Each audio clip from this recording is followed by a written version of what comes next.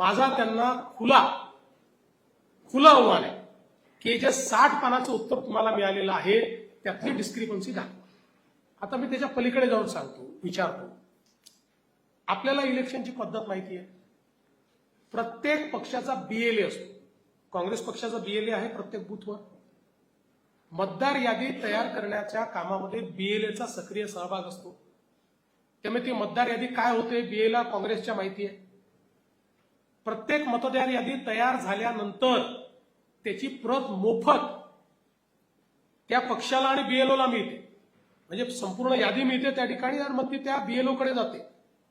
त्यामुळे त्याच्यामध्ये जर काही त्रुटी असतील तर त्याच्यावर ऑब्जेक्शन घेण्याकरता मोफत यादी, म्हणजे ती वेबसाईटवर तर असतेच, पण त्याच्यासोबत त्याची प्रिंटेड कॉपी देखील प्रत्येक पक्षाला मिळते. एकतरी ऑब्जेक्शन घेतलंय का काँग्रेस पक्षाने?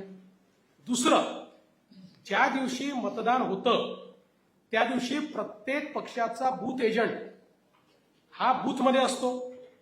काँग्रेस पक्षाचाही असतो. एका तरी काँग्रेस पक्षाच्या बूथ एजंटनी ऑब्जेक्शन घेतलेलं मला दाखवा. एक तरी घेतलंय का? याचा अर्थ सगळी प्रोसेस नीट झालेली आहे. कारण आम्ही बूथ एजंट म्हणून बसलोय. आम्ही जेव्हा लहान कार्यकर्ते होतो आम्हाला जर संशय आला तर आम्ही ऑब्जेक्शन द्यायचो, नाही हा व्यक्ती योग्य नाही आहे, मग त्याला त्याचं सगळं दाखवावं लागायचं, नाही तर टेंडर वोट करावं लागायचं. मग असं एक तरी ऑब्जेक्शन घेतलंय का?